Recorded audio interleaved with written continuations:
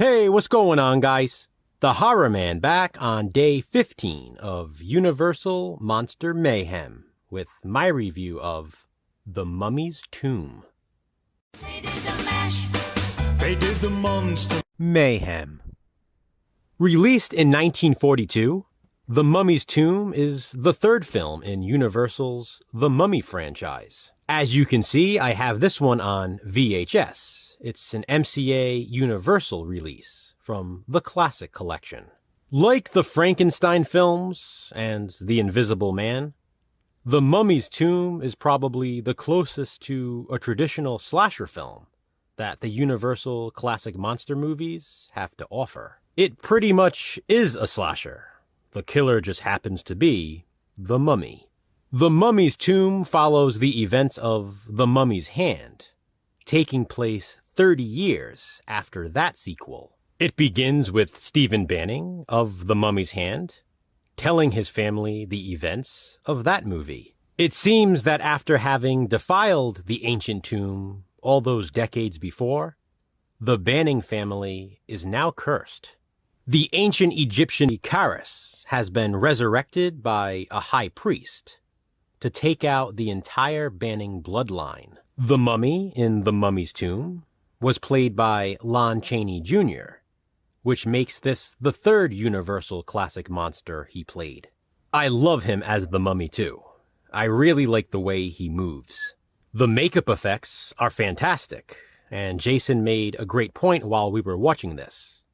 He said it reminded him of Italian zombies. It seems to be the influence. It's amazing how influential these Universal classic monster movies really were for the horror genre. I love that this sequel was set in New England, Massachusetts to be exact. And despite being filmed in Universal Studios, it really does look like New England. I love the cemetery setting especially. That's where the high priest has made the mummy's lair. Or, I guess I should call it The Mummy's Tomb. The movie has an approximate runtime of only an hour and 1 minute, so it flies by. The first 10 minutes or so are taken up by Stephen Banning's character recapping the events of The Mummy's Hand. Jason and I both said to each other, Silent Night, Deadly Night, Part 2?